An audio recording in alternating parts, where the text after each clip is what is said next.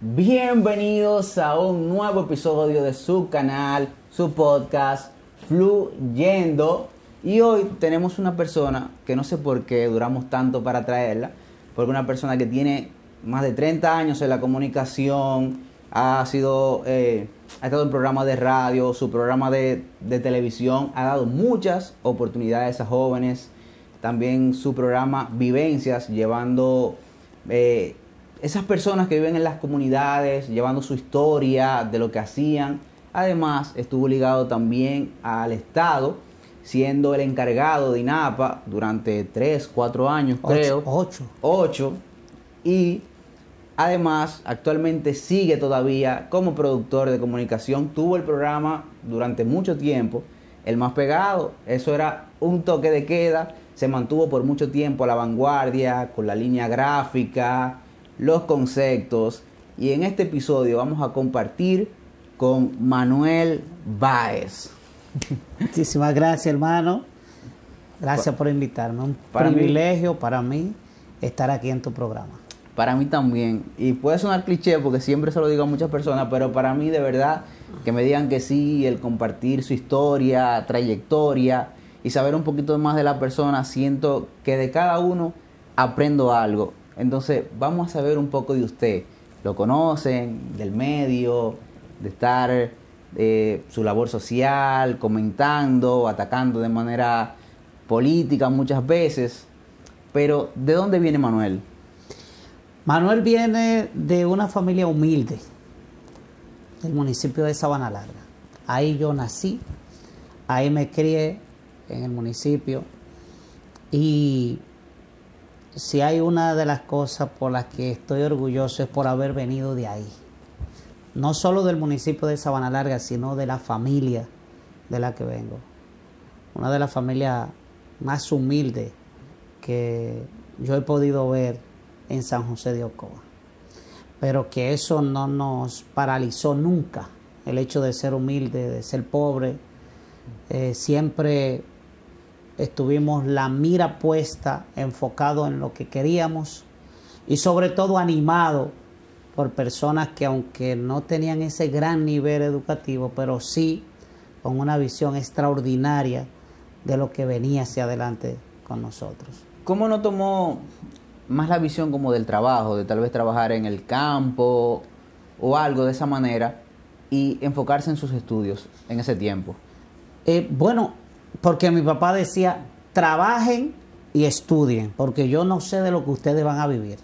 Entonces, nos llevaba a la finca, los periodos, por ejemplo, de vacaciones y los fines de semana, pero no había quien le faltara a la escuela ni un solo día, por nada.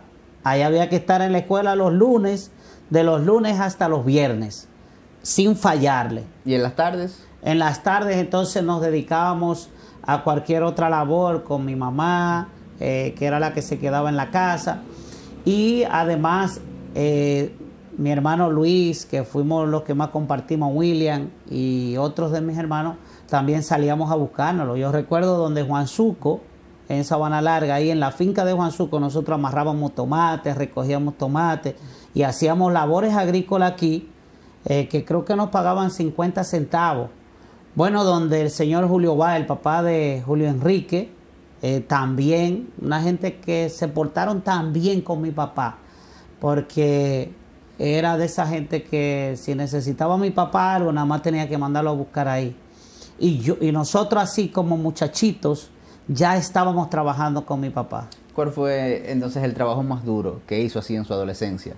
Ese trabajo agrícola es duro, pero era muy bueno hacerlo, porque hacerlo con tus viejos ahí, ahora es que yo lo saboreo más, porque vivir eso y aprender a trabajar, eso yo creo que fue lo más difícil en esa etapa, aunque lo más difícil para mí viene más adelante, que fue ya trabajar en INAPA. Ahora haré que falta para llegar a INAPA. Pero entonces, termina su secundaria, gracias a que su papá lo ponía a la parte de estudie. Sí. Entonces, ¿por qué decide irse a Santo Domingo, estudiar prensa? ¿Cómo le llega eso? En ese tiempo que no llegaba tanto la comunicación, habían pocos televisores. Entonces, ¿cómo decidir estudiar prensa? ¿Sabe que cuando en el liceo, nosotros fuimos la primera promoción del Liceo de Sabana Larga? Sí, con Ángel Emilio Casado. Ese momento que nos tocó vivir ahí en el liceo nos forjó un liderazgo. Formamos la Asociación de Estudiantes del Liceo y entonces como que salimos a la luz pública y mucha gente nos conocía. Ya yo conocía a los dirigentes de la Asociación de Estudiantes Universitarios Coeños. Ya en mi casa, mi hermana Mireya, que le gustaba el teatro y la comunicación, entonces grabábamos en los casetos, grabábamos algunos programas y después nos poníamos a reírnos. Bueno, el fin que eso me llevó, no tenía para dónde irme a Santo Domingo, pero me abrió la puerta a la Asociación de Estudiantes Universitarios Ocoeños, una institución que es la mamá de muchos de nosotros, los profesionales que hoy estamos aquí en Ocoa. Y llegamos con el entusiasmo. Yo sí quería estudiar periodismo, aunque en esa primera etapa no comencé a trabajar en el periodismo. Comencé a trabajar en un banco cuando llegué a Santo Domingo, para que tú tengas una idea de lo divorciados que estaban, pero no obstante nos quedamos dentro de la comunicación. ¿Cómo de estudiar prensa cae en la banca? Bueno, porque esa fue la oportunidad que se abrió. Sabes que cuando uno llega a Santo Domingo, sobre todo si tú vienes de una familia muy pobre, entonces cuando te llaman de un trabajo, tú dices, yo hago lo que sea. Bueno, por cierto, recuerdo ahora que fue en Bancomercio mi primera experiencia, en el Banco del Comercio Dominicano. Y la entrevista me la hizo una señora de Recursos Humanos, Diana Rodríguez. Me dijo, mire, yo lo que tengo aquí es para conserje, para brindar café, y usted es un universitario. ¿Usted cree que a usted no le va a dar vergüenza? Digo, no, a mí no me da vergüenza. Y ella me vio el perfil y me dijo, ok, mire, yo lo llamo. Y me fui. Y como a la semana me llamó y me dijo, mire, ahora sí encontré el trabajo suyo, porque ese no era el trabajo que yo sabía que le iba a dar. El café, como que no, el café no. Mira, hay un trabajo que es mensajería interna. Tú le vas a tirar copia a los departamentos, tú vas a suministrarle el suministro de oficina y tú vas a llevar ese control, y cuando falte algo tú lo vas a completar. Digo, bueno, excelente. Solo duré 6 meses ahí porque luego me promovieron de una vez al punto que terminé en Baninter, justamente como gerente en Carrefour. ¿Pero cuánto fue ese primer sueldo? 700 pesos. Eso fue una cosa... Yo creo que eso es mucho en esa época. Pero tú sabes, para 1988, 700 pesos, eso era una millonada. Una millonada, todavía es mucho. Llamó a su familia y... ¡somos ricos! No, claro, no, vamos, la oportunidad aquí. Y ya podemos estudiar y ya podemos darle la oportunidad a otro de los muchachos, de los hermanos. Y así fue que fuimos creciendo. Pero iniciamos por ahí. Entonces, ¿cómo fue calando y abriéndose puertas en el mundo de la comunicación? Comencé mira, yo fui a Recursos Humanos porque en ese tiempo el banco donde yo estaba abrió el periódico El Siglo, que fue el periódico más moderno de la época. Periódico que salía todo full color, completo, portada y por dentro. Y yo fui a Recursos Humanos y solicité un traslado para el periódico. Y yo recuerdo en un departamento que se llama Control Interno del banco. Y la señora me dijo, ¿y por qué tú quieres irte para el periódico? Pues yo soy periodista. Me dice, no, pero te voy a decir una cosa. Tú estás haciendo 2 carreras. Tú estás haciendo la carrera bancaria en la práctica y estás terminando tu carrera de periodismo en la teoría. Quédate en el banco y cuando se te dé la oportunidad entra a la comunicación. Pues como ni visto, yo entonces comencé a picar un poquito. William, mi hermano, era el diseñador gráfico del periódico El Nacional y Hoy. Y entonces comencé ahí con grandes amigos a colaborar en el periódico El Nacional. Y por ahí es que yo comienzo en El Nacional ya para el año 1990. Seguí en el banco, ¿verdad? Porque yo duré más de 10 años en el banco, pero al mismo tiempo hacía mi chiripa en el periódico que entraba alrededor de las 6 de la tarde y salía más o menos a las 10 de la noche. En esa época, ¿Alguna gran historia, algún gran suceso que tuvo que cubrir? Tú sabes que siempre se presentaron situaciones y en ese momento yo no cubría tantas incidencias porque estaba fuera de la calle, estaba justamente dentro trabajando en, tú sabes que los periódicos en ese tiempo cada quien tenía una página que la tenía que trabajar y entonces tú trabajar esa página era bastante difícil y cada quien tenía que hacerlo ahí dentro con los reporteros que venían de fuera. Pero me tocó grandes eventos. Yo creo que lo más difícil que yo he cubierto fue, sin lugar a duda, fue el huracán George. Ahí fue donde se nos hizo más difícil porque era una situación que tú te encontrabas con muchos desastres, sobre todo a nivel del Distrito Nacional, de la capital. Y después de ahí, la segunda más dura experiencia que tuve fue cubrir el terremoto de Haití en el año 2010. Ahí fue la experiencia más difícil, más traumática que me ha tocado en la comunicación. Pero antes de especificar un poquito sobre eso, ¿en qué momento dice, me voy del banco? El Baninter tuvo una serie de problemas y entonces ahí yo conocí a mi compañera.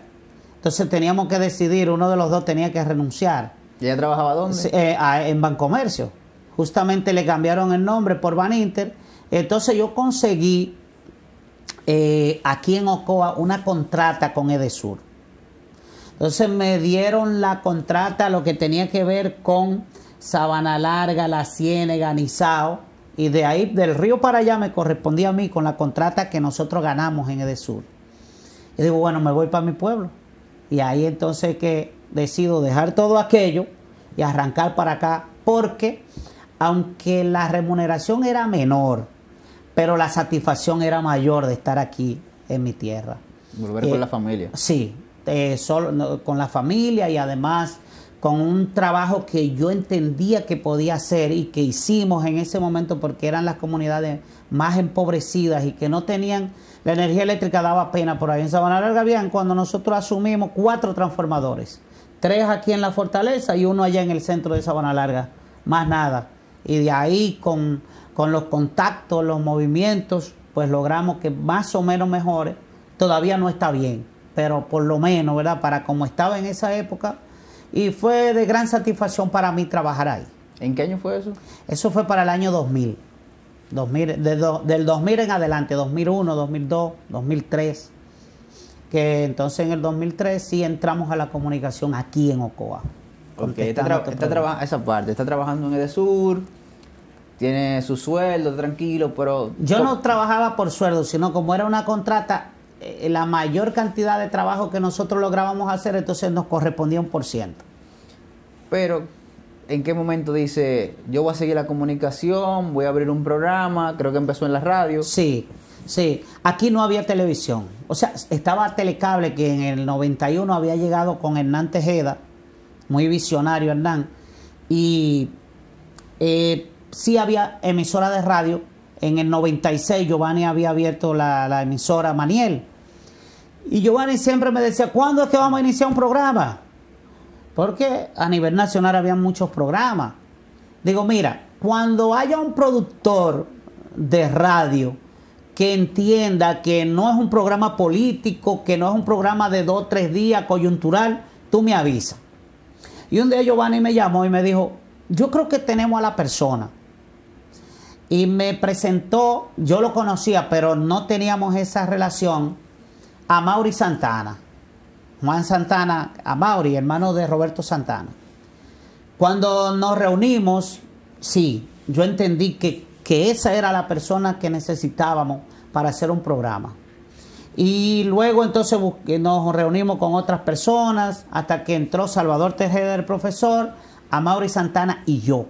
Y ahí iniciamos ese programa justamente un día antes del nacimiento de mi hijo Emmanuel, que cumplió 20 años, justamente ahora en noviembre, el 25 de noviembre, y nosotros iniciamos el programa el 24 de noviembre del año 2003. Su hijo, que ha seguido sus pasos. Sí, está ligado a la comunicación. Emmanuel, sí, actualmente trabajando en el llamado edificio rojo. En el edificio rojo, ay. Bueno, ahí está con la gente de Alofoque, Manuel, así Sí, es. hace un gran trabajo realmente. Sí, el muchachito se la busca. Pero entonces, ¿de qué trataba ese primer programa? Despierta Ocoa era todo en Ocoa. Era un programa que comenzaba a las 8 de la mañana y terminaba a las 10.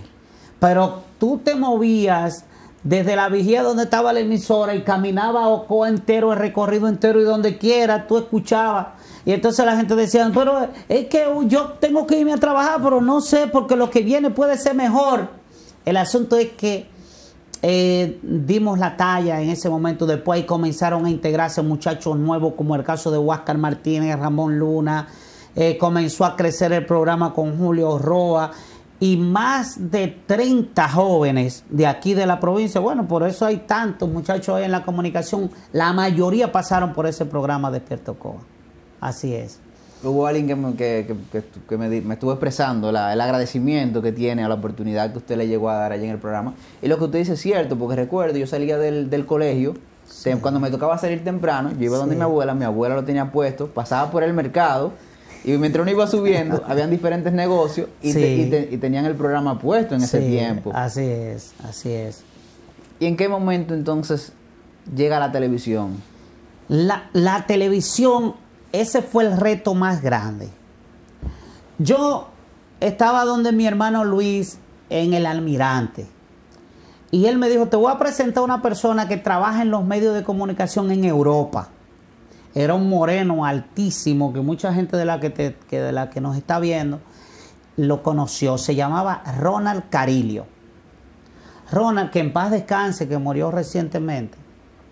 Y Luis me lo presentó y me dijo, mira, yo tengo cámara, yo tengo equipos de edición, yo tengo esto, yo tengo aquello, yo tengo lo otro. Yo vengo de ser un productor de televisión en Europa. Porque aquí solamente se pasaban enlatados en ese momento. Sí, pero muy poco. O sea, había ahí un grupo, había un programa que lo dirigía creo que O'Donnell y Luisito, en Mixi Santana, pero no tenía la formalidad, sino que lo hacían de manera esporádica. Sí, él lo mencionó, creo, aquí en... Sí, y en ese momento no estaba en el aire, incluso. Bueno, y Ronald me dijo, ¿usted está dispuesto? Digo, dígame si usted está dispuesto. Eso es 2006.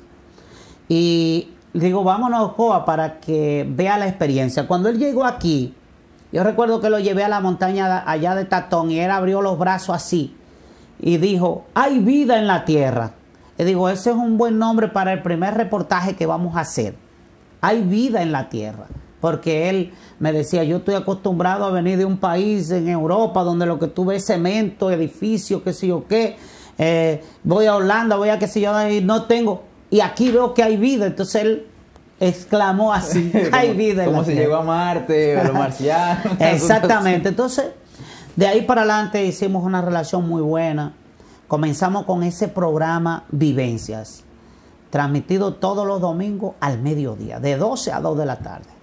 Ahí se recogía todo lo de Ocoa. Ahí éramos invitados para todo. Lo que se movía aquí en Ocoa, la gente lo esperaba los domingos, ahí en ese programa. Eso era un toque de queda total. Todavía nosotros tenemos los episodios, los pasamos por las redes y esas cosas y hemos estado recopilando algunas de esas partes.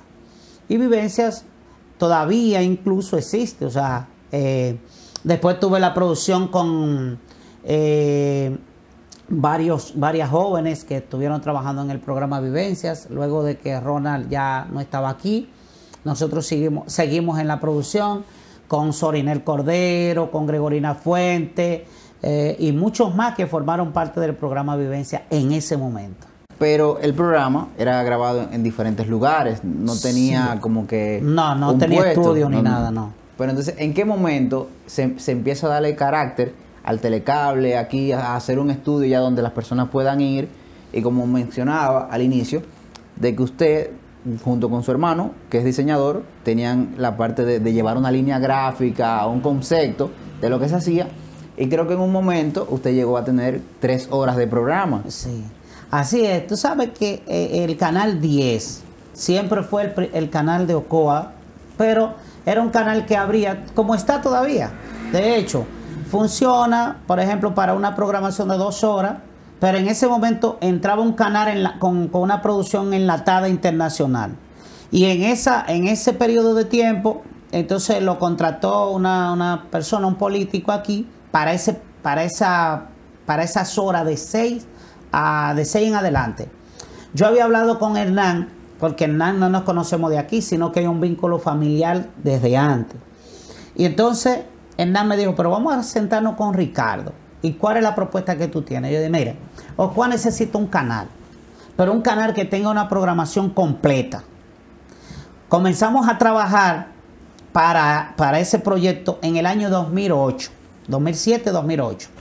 Y Hernán me dijo, yo me voy a encargar yo de hacer el estudio. Ricardo Lavigne se va a encargar de trabajar con la parte de los equipos y ayudarte en la producción. Digo, ok, no hay problema. Hablé con Tomás Martínez, hablé con Ulises, con la mayoría de productores de aquí.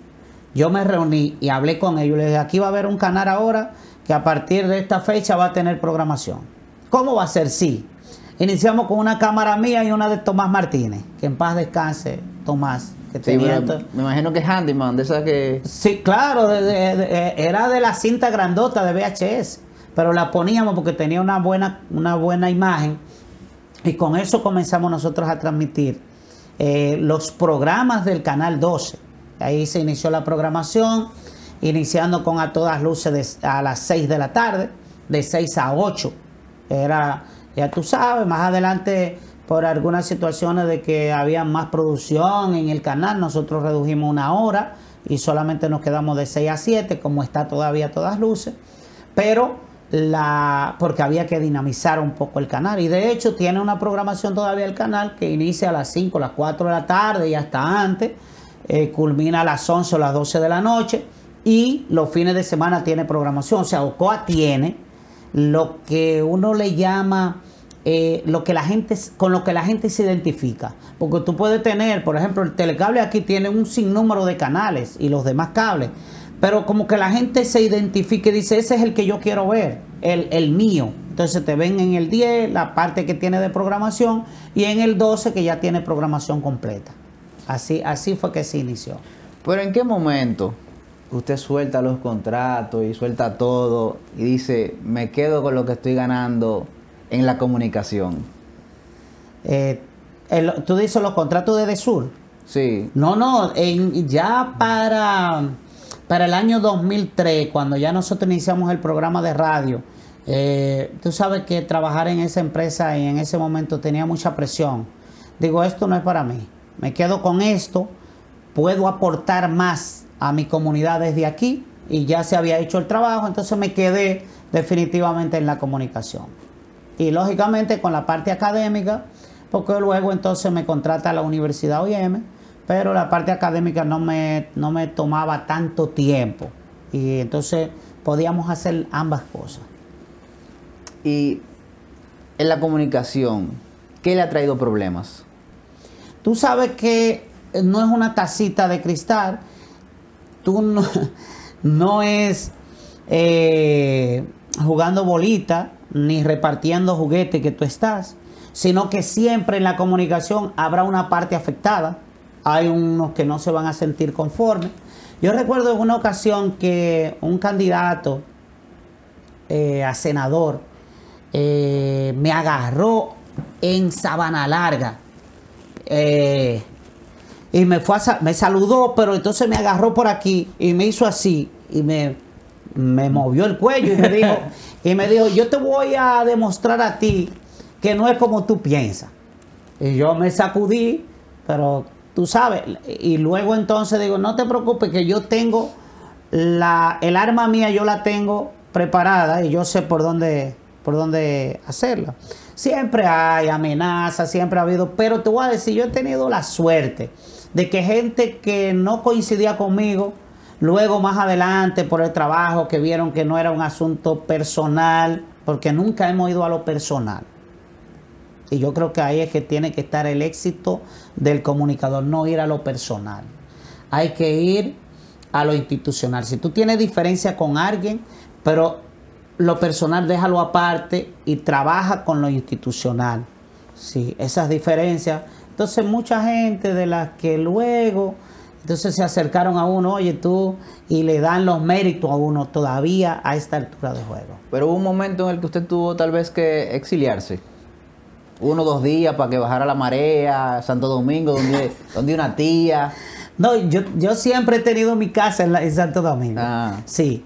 Y sí. Había a veces algunos temas un poco candentes que uno... Pero no por miedo, sino porque uno muchas veces, el que leyó El arte de la prudencia sabe que a veces hay que ser prudente. Entonces tú por prudencia, tú dices, déjame ponerme como en perfil bajo para que se olviden algunas cosas. Y entonces y desde ahí a veces tú tiras la piedra y escondes la mano. Se la deja que otro la siga tirando. Hay personas que le llama la comunicación, le gusta, pero ¿qué tan lucrativo es ser parte de la comunicación y la prensa en San José de Ocoa? Bueno, yo te voy a decir, aquí es difícil hacer comunicación para vivir de ella. En verdad, es difícil. Por lo menos yo pensé en un momento que podía vivir de eso. Y qué bueno que me di cuenta a tiempo que los programas, aparte de ellos, había que pagarlo del bolsillo porque ni siquiera se podían costear con la publicidad. ¿Por qué? Porque muchas veces, o sea, aparece, pero nosotros no somos de la gente que nos gusta que nos digan de que mira, yo te voy a ayudar para ponerte un anuncio. La mentalidad de los empresarios socoeños. No. Yo le digo, mira, si tú quieres tener un anuncio en mi programa, son tantos. Son tantos. Si tú quieres lo pones y si no, yo te lo pongo de gratis. Y es verdad. Y se lo he puesto de gratis a gente. De gratis. ¿Por qué? Porque el costo es tal.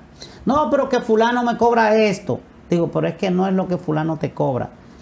Yo sé que mucha gente dice, bueno, yo tengo 20, 30 anuncios en mi programa y cobro 500 pesos por ello, me entran 15,000. Pero entonces, ¿qué contenido tú le estás dando a la gente? Donde tú metes 30 anuncios en un programa, por ejemplo, de 1 hora. Entonces yo no puedo. Digo, prefiero mejor hacer comunicación, subsidiarla de otra manera y no estar pendiente de eso porque es difícil. Es bien difícil. Y sobre todo que el que te pone un anuncio, si es político, cree que ya tú eres el relacionador público de él. Entonces, no es una publicidad que tú le pones en tu medio, sino que tú tienes que convertirte en el relacionador público de esa persona. A mí me daba miedo eso.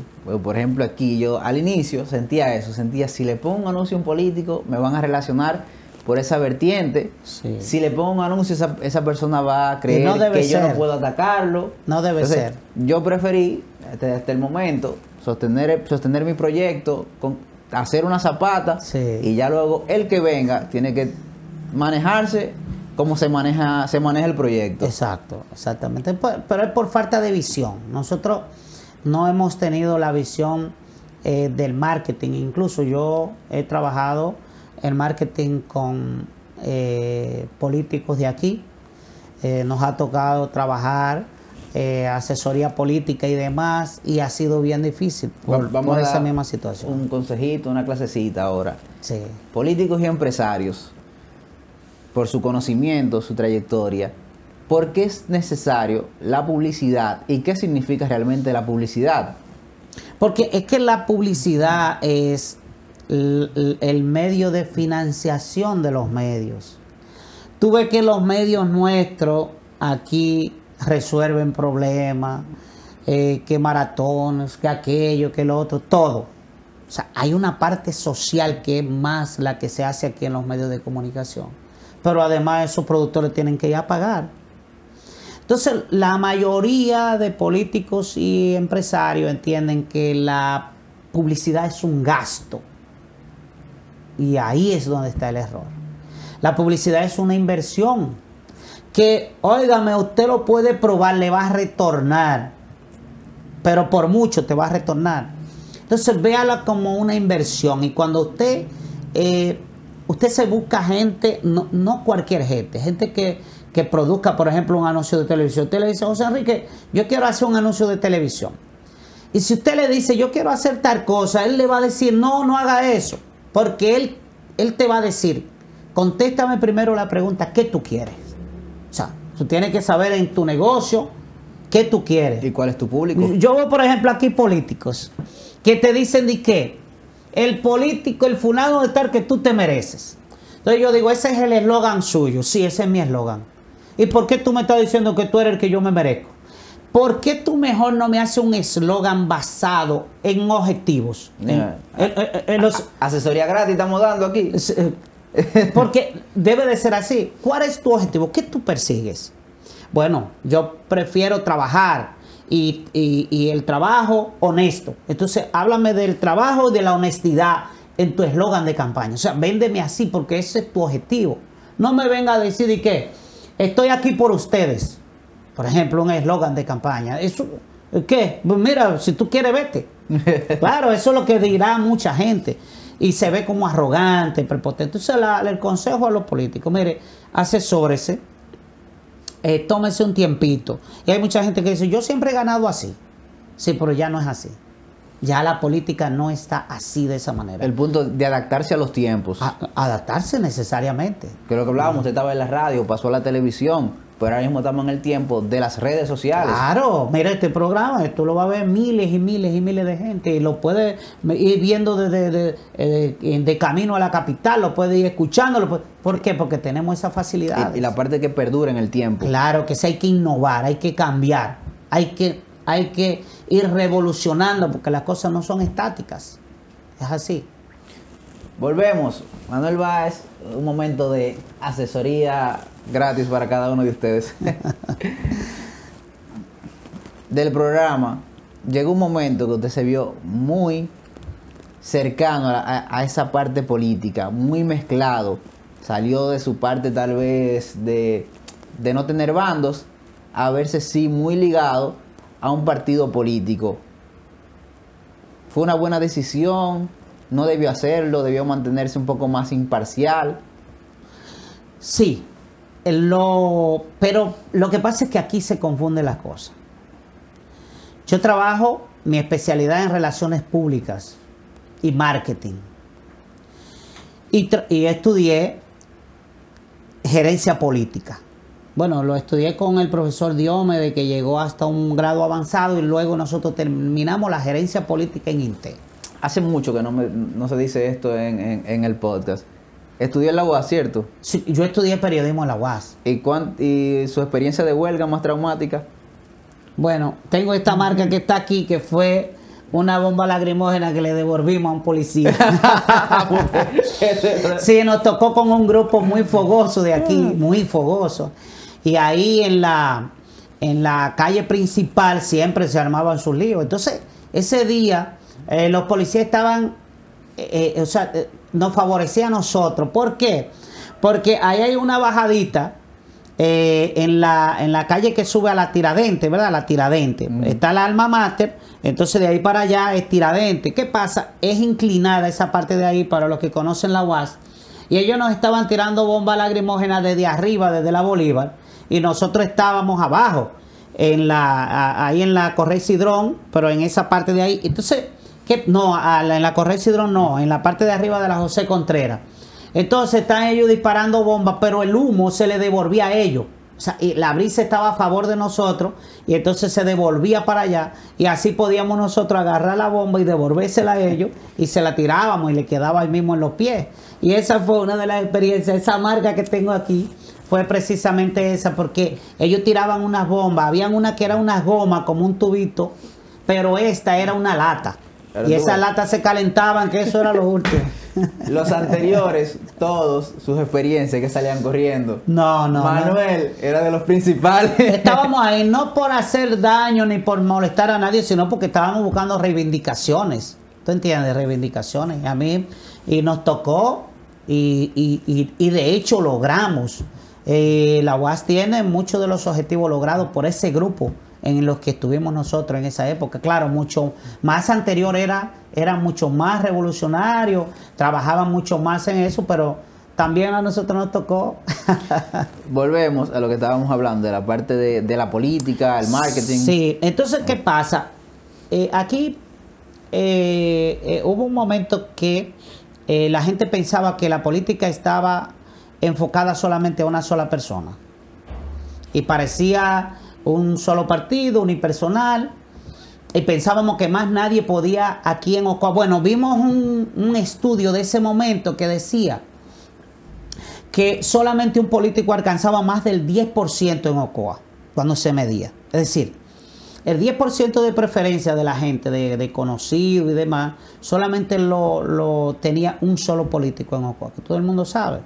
Y duró mucho tiempo ahí en la palestra como tal. Y nosotros nos atrevimos a que cuando se presentó la oportunidad de otro candidato que iba a adversar a ese, nosotros le dijimos que sí, que podíamos trabajarlo. Y yo recuerdo que un asesor político me preguntó, ¿y cómo tú piensas hacer eso si ese hombre tiene un 80% versus un 0%? Digo, bueno, porque Ocoa es un pueblo pequeño y los altares nosotros los podemos mover en un mes, utilizando los medios, utilizando los recursos y demás, recursos económicos y medios de comunicación a los que están al alcance. De hecho, fue así y comenzamos a trabajarlo. Se comenzó a llevar de nosotros. Entonces, cuando tú estás asesorando a alguien, por más que tú quieras, te van a ligar ahí. Y yo quedé quemado, ligado ahí. Esa persona ganó las elecciones. Luego después, no terminamos muy bien. Nos tocó asesorar a otro que luego ganó también. Y otros más que están todavía hoy como políticos. Lo que pasa es que uno no... y todavía estamos en este momento trabajando con esa parte un poco más tranquilo, bajo perfil. Más bajo perfil, porque queman a uno, te dicen que tú eres aquello, que tú consigues todos los cuartos del mundo, que te llegó, o sea, te ponen que tú eres el millonario, porque entienden que si tú ganaste con un candidato, ese candidato te va a poner a todo lo alto. Mira, y la pregunta que tú me haces, ojalá, yo le digo a muchos amigos, ojalá que como yo te conozco y te quiero, nunca te metas a la política. Yo le digo a mucha gente así. Tú sabes, porque por más cariño que la gente te tenga, cuando simpatiza por un candidato contrario al que de ellos, te van a ver con malos ojos. Y entonces, wow, se le hace a uno difícil. Ojalá uno quedarse así como fuera de la política, pero el trabajo profesional que uno hace siempre lo va a ligar de una u otra manera a eso. Eso es así. Y ya te dio el consejo. Yo le iba a hacer la misma pregunta, pero como un consejo para Emmanuel, que como está metido en todo esto. Sí, ay, Manuelito. Sí. Sí, Emmanuel está metido en un mundo de...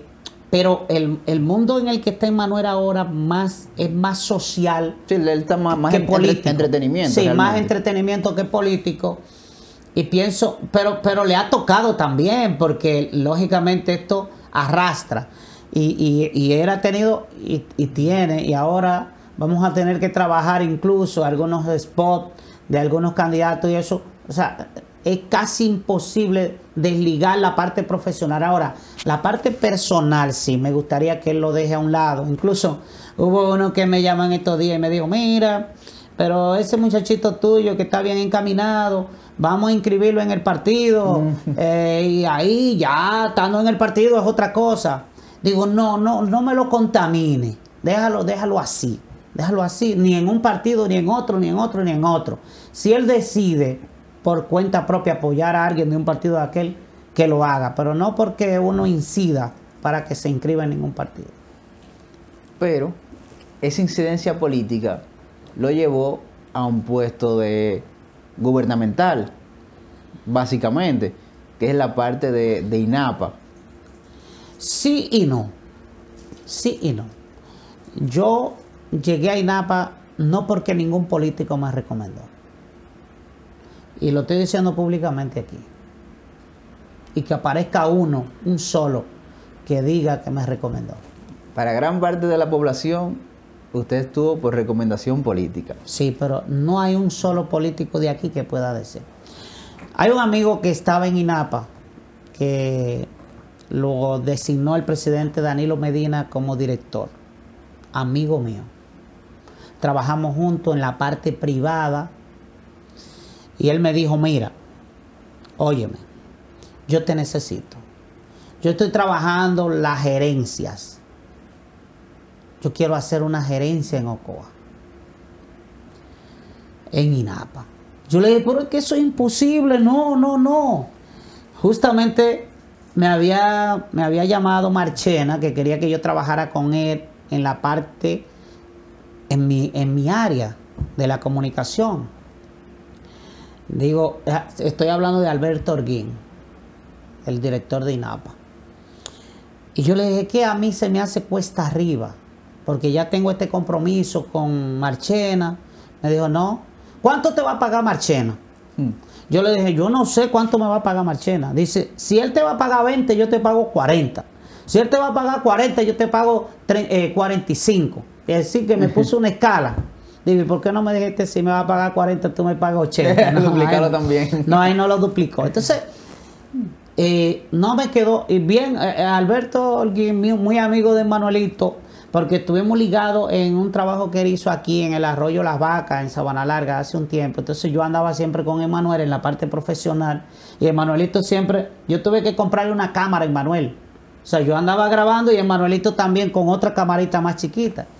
Y entonces él le cayó bien a Emanuelito. Entonces cuando él me pide eso, y Giovanni Arias, mi hermano, me dijo, Manuel, tú vas a tener que hacerlo, porque cuando yo le dije que no a él, entonces él se agarró de Giovanni. Háblame con Manuel, porque es que yo no tengo a más nadie. Entonces Giovanni y otros amigos me hablaron. Yo le dije, ok, de acuerdo, vamos a ver. Me voy, me reúno con él y digo, yo le voy a poner condiciones.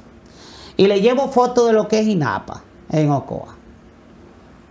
Cuando yo fui a esa oficina para ver, me entregaron una foto, ahí no había escritorio, ahí no había silla, ahí no había nada.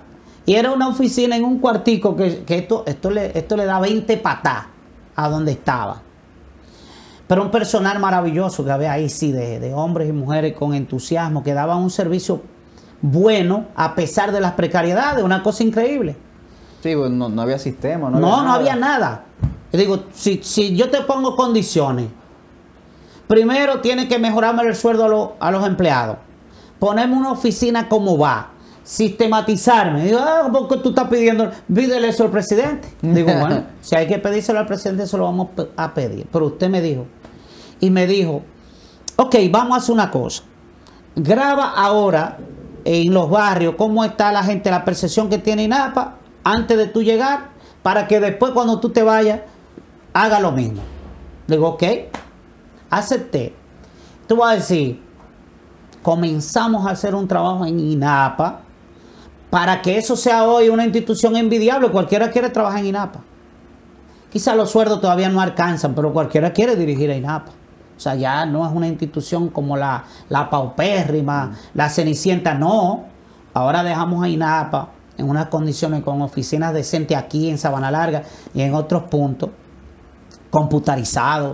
O sea, que la gente cuando iba a pagar, porque la gente comenzó a pagar, aquí pagaba un 2, un 3%. Aquí no se pagaba. No, aquí comenzó la gente a pagar. Y la gente entonces decía, coño, pero es que esto está transparente, porque cuando iba a pagar, entonces le entregaban un recibito que salía de una computadora, óyeme, y la gente se sentía bien. Mira, ahí hay gente que tienen deuda de 10 años, de 20 años que no ha pagado el agua. Ven, ¿qué vamos a hacer? Se hizo famoso una deuda de alguien que era una deuda de una suma súper alta, ¿recuerdas? Claro. No, de más de 100 mil pesos, creo. Pero aquí había uno que debía 500 mil pesos en un carguazo. 500 mil. Yo le dije, venga. Y él me dio autoridad, me dijo, tú trabajas eso y me lo traes aquí.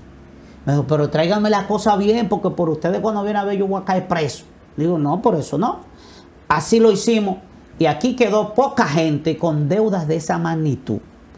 Y quedamos con... acuerdos de pago y todo se hicieron. Claro que sí, claro. Y quedamos con una institución saneada. Yo te voy a decir, a pesar de lo difícil que es trabajar ahí por lo del servicio, la deficiencia del servicio, si hay una cosa que me satisfizo a mí siempre, fue haber trabajado con ese personal de ahí. ¿Sabe por qué? Porque no lo hacían por el dinero que ganaban. Y de hecho, creo que todavía lo hacían la mayoría por vocación. Y me decían, no se apure que vamos a ir donde usted esté. y a las 2, las 3 de la mañana ya había gente que se iba conmigo para los pozos aquí cuando teníamos crisis. Y nos quedábamos ahí y dábamos el servicio de agua hasta de madrugada. Usted lo sabe que llegaba de madrugada. Pero eso, yo te voy a decir, nunca me va a pagar a mí. Claro, le agradezco a la institución.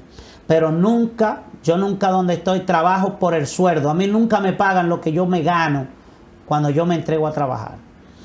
Sí, la institución, cuando yo llegué, yo le dije, pero mire, yo no soy ingeniero. Y él me dijo, no te apures, de una vez preparó una maestría en agua y tratamiento, que es de las cosas que el Estado tiene deficiencia ahora, porque te preparan y después tú sales de ahí y eso se pierde. Entonces nos prepararon una maestría en la Pucamaima. Yo tengo esos conocimientos, los tengo, se lo agradezco a la institución, ¿entiendes? Entonces hay muchas cosas que aunque te haya dolido, porque quizás no se concluyó como tú querías, porque lo que nosotros queríamos hacer nos lo dañó la pandemia, porque hasta la carretera de lo que era un acueducto de verdad, porque aquí no se está haciendo un acueducto de verdad, ok, se iba a hacer un acueducto de verdad en Ocoa, y cuando te digo de verdad es que iba a ser un acueducto con una planta de tratamiento y por gravedad. Aquí se está haciendo un acueducto para darle agua cruda a la gente, todavía igual, y impulsado desde pozos, impulsado por bombeo. O sea, estamos en lo mismo. O sea, quizás primero 2, 3 años nos va a dar buen servicio. Y de hecho la población se ha beneficiado en el sentido de las acometidas, las tuberías y esas cosas, pero las fuentes de agua que se tomaron no fueron las más adecuadas como estaba diseñado ese acueducto. Nosotros lamentamos no haber podido concluir con ese sueño que fue, si nosotros hubiésemos logrado desde el principio que el Estado asumiera eso, ya el acueducto hace tiempo que hubiese estado listo. Pero duramos más de un año como el que clama en el desierto. Mencionaba hace un rato que fue su trabajo más difícil. Sí. ¿Por qué?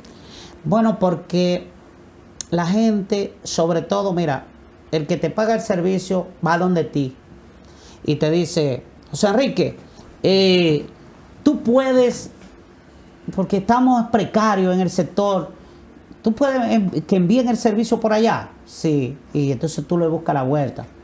Pero el que no paga, entonces lo que agarra es que te llama a un medio de comunicación, eso no sirve, porque no quieren ir a la oficina a dar la cara porque no tienen contrato, ni mucho menos.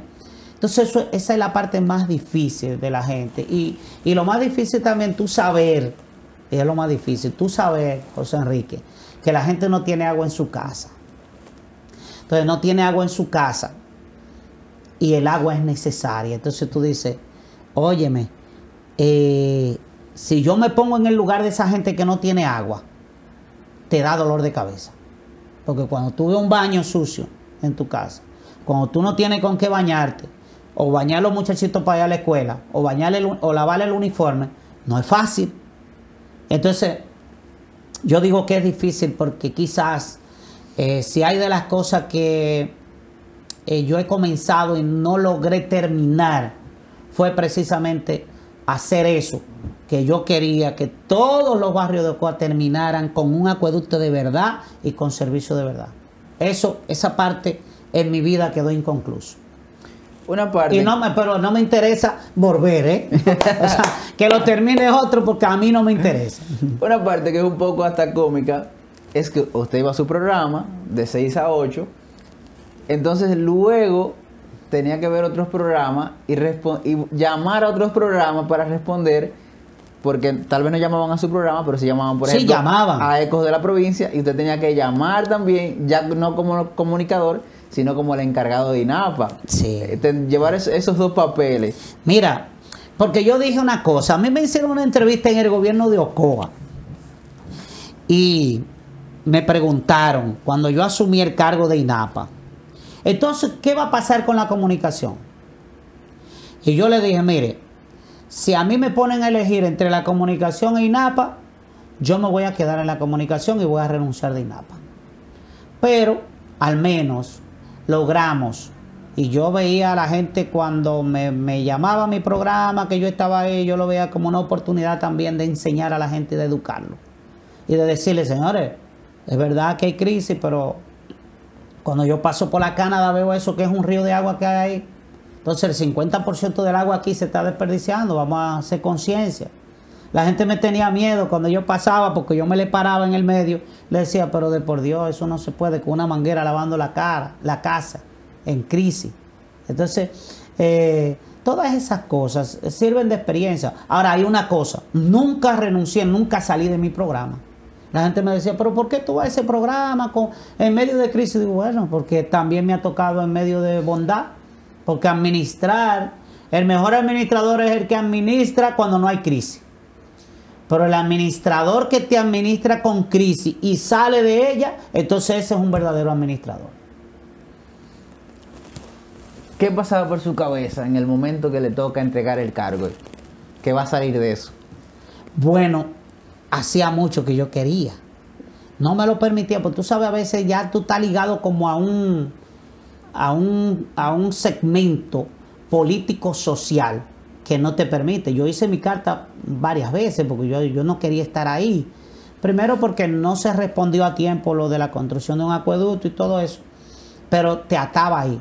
Entonces yo sentí y siento, mira, si tuvo una foto mía antes de yo entrar a INAPA, yo tenía todos los cabellos negrecitos. Cuando yo salí de INAPA, estaba totalmente blanco, que brillaba. Y ahora se me están poniendo negro otra vez.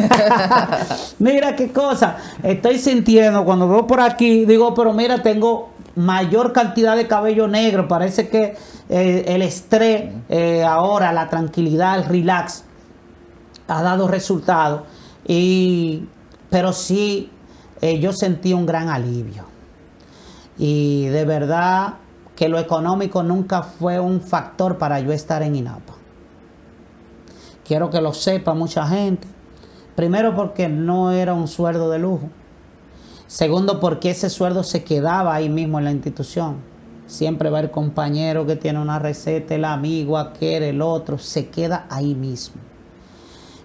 Me liberé de eso, por lo menos, y decidí entrar a la parte privada, donde yo soy fuerte, a trabajar en la parte privada, donde yo me siento que yo soy una máquina. Yo soy una máquina cuando yo me decido a trabajar en la parte privada. Y ahí es donde quiero estar. Y ahí quiero terminar en la parte privada. Esa debe ser mi vida hasta el final, la parte privada. Y estamos en un año electoral. ¿Piensa Manuel seguir un poco ligado hacia la política, bajo perfil, alejarse totalmente? No es fácil alejarse totalmente, porque tú sabes, José Enrique, que ahora la política se da, ya los partidos no tienen ideología, pero sí tú tienes amigos. Entonces, yo digo que la verdadera democracia se está viviendo ahora, y te lo digo. Tú puedes votar por un presidente de un partido.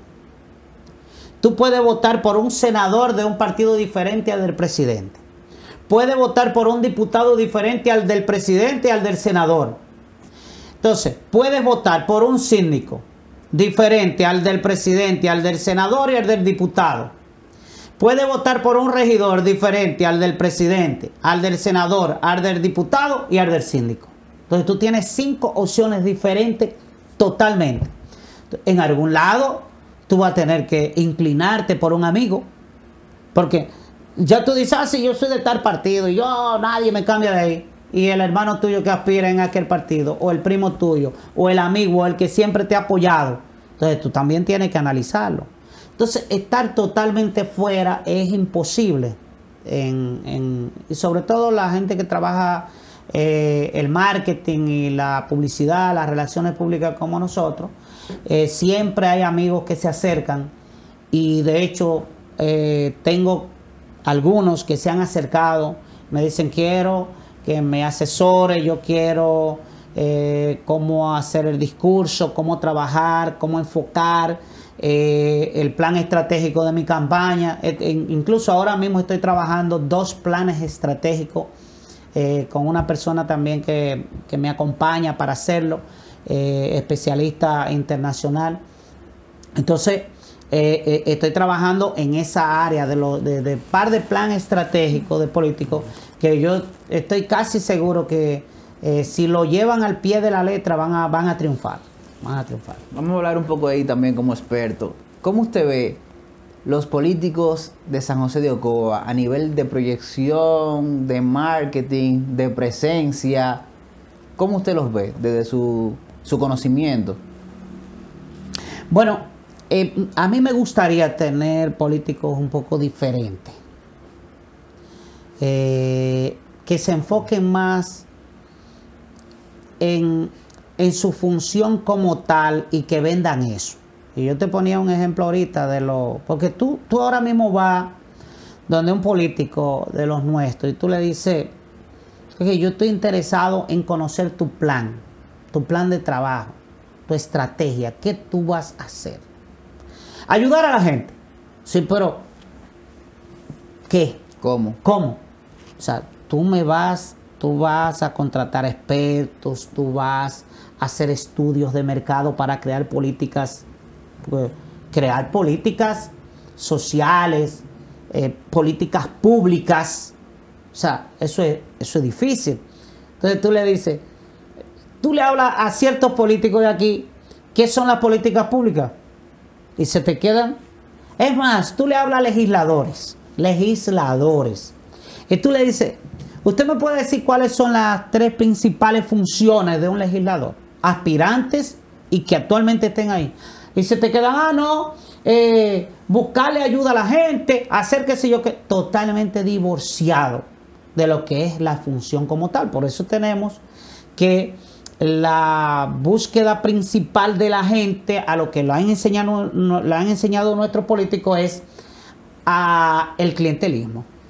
Y el bueno no es el que te lleva a un proyecto, sino el que te dice que te va a hacer la casita, que te va a regalar 10 planchas de zinc, que 2 palos de madera, que aquello. Esos son los buenos. O sea, porque estamos totalmente divorciados. O al que le lleva un pollo y lo agarra por el cocote y te lo entrega.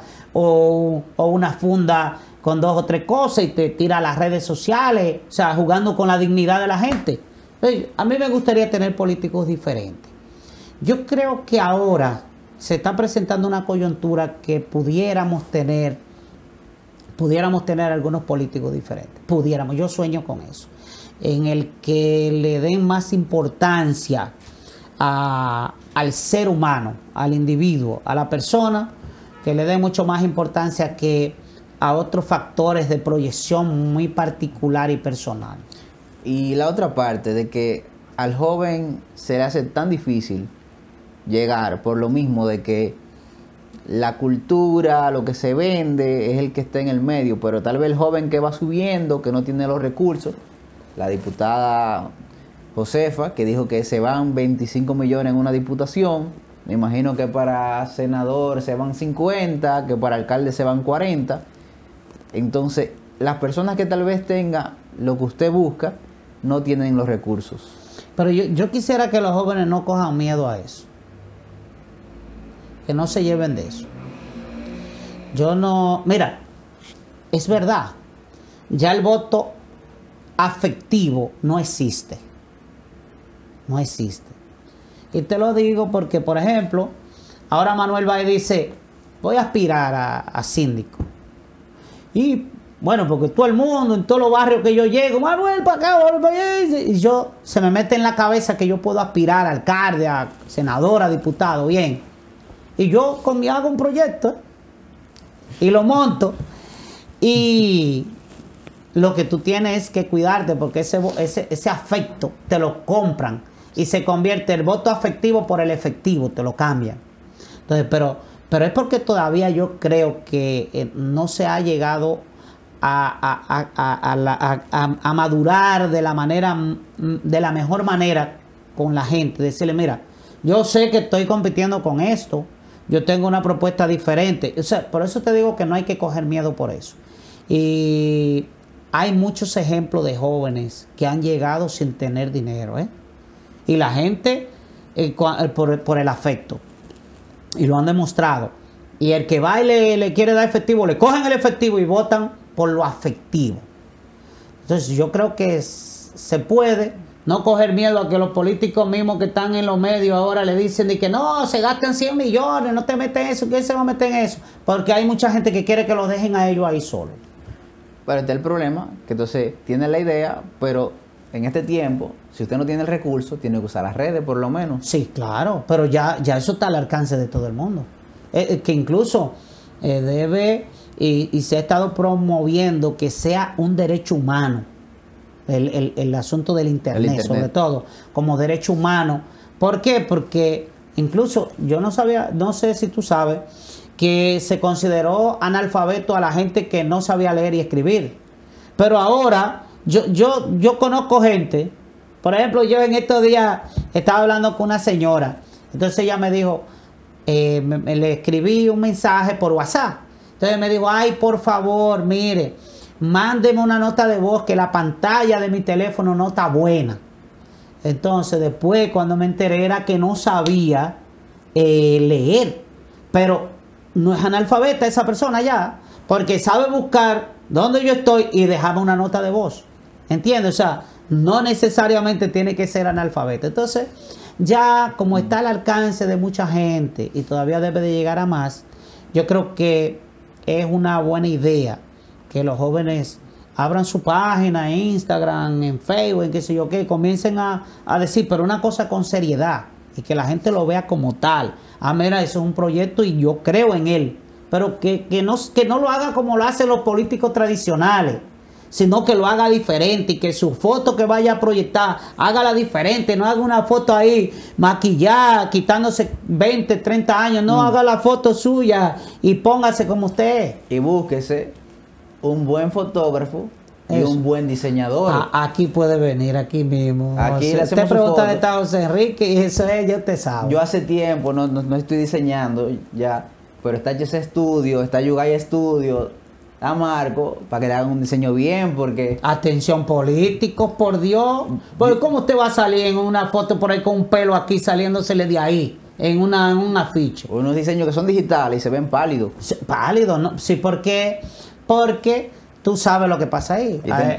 Tenemos un diseñador aquí atrás. El diseño gráfico tiene también unas especificaciones para cuando usted lo aumenta de tamaño y todo eso, que se quede igual. Que eso le mencionaba, que usted se mantenía mucho a la vanguardia gracias a su hermano. Es decir, la línea gráfica de su programa, los cambios, los cortes, todos tenían un concepto que buscando que se vea un poquito en 3D. Sí, así es. Entonces, a diferencia de muchos otros. Sí, así es. Manuel, así es. Para terminar, entonces, ¿a usted se metería a la política? ¿Para yo aspirar? Sí. Bueno, mira, te iba a decir que no así radical, pero uno también tiene para no, después de no escupir para arriba. Porque la coyuntura uno no sabe y el momento uno no sabe y no soy de la gente que dice de que no, porque el pueblo lo pide tampoco. Pero puede presentarse una situación en un momento. Pero hasta ahora, hasta este momento cuando estamos viviendo esta fecha de diciembre del año 2023, en absoluto, creo que desde donde yo estoy, desde la posición donde estoy haciendo comunicación y haciendo trabajo social, yo creo que yo puedo aportar mucho más sin crearme conflictos y divisiones. Esa es la posición que tengo hasta este momento. Manuel, muchísimas gracias. Gracias a ti, mi hermano. Bueno, por cosas así que yo digo, un placer real tenerlo aquí. Y a todos ustedes, nos vemos en un próximo episodio, porque aquí seguimos fluyendo. Que fluya.